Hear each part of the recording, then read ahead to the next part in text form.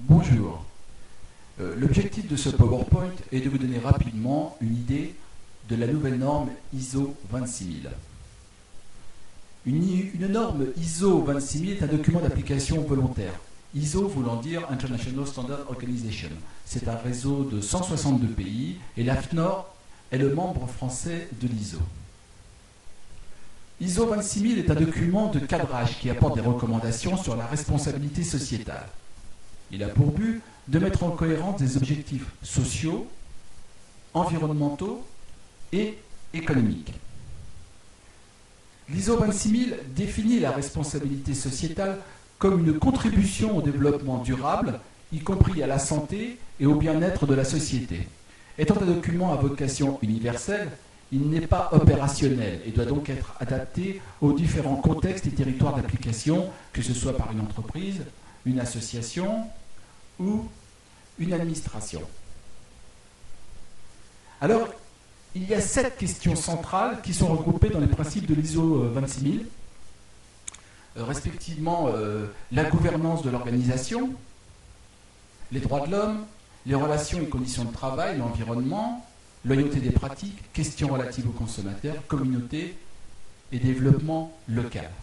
Chaque question centrale est elle-même détaillée, divisée en 4 à 8 domaines. Je vais vous citer un domaine par grande question. Concernant la gouvernance de l'organisation, c'est par exemple le fait que l'entité rend compte de l'impact de ses actions et décisions de façon transparente vers l'ensemble des parties prenantes, tous ceux qui interviennent donc. Concernant les droits de l'homme, l'entité prévient la discrimination, notamment vis-à-vis des groupes vulnérables.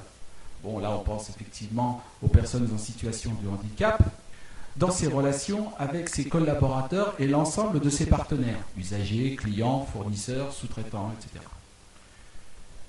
Pour les relations et conditions de travail, l'entité développe son capital humain, c'est-à-dire assure le développement des compétences et l'employabilité de chaque personne.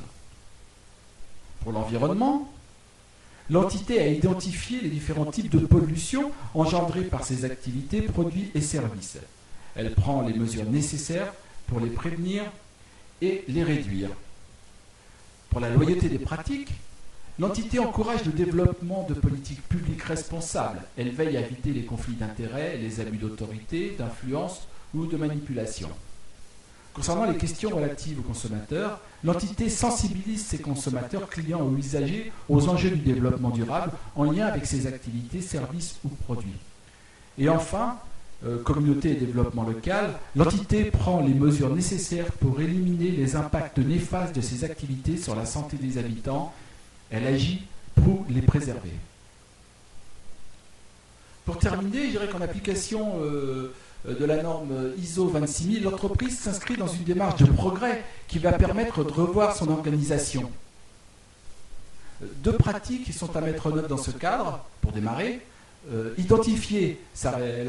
L'entreprise doit identifier sa responsabilité sociétale, ses critères, sur quoi elle va travailler, et identifier les parties prenantes, ses interlocuteurs, et surtout dialoguer avec elles.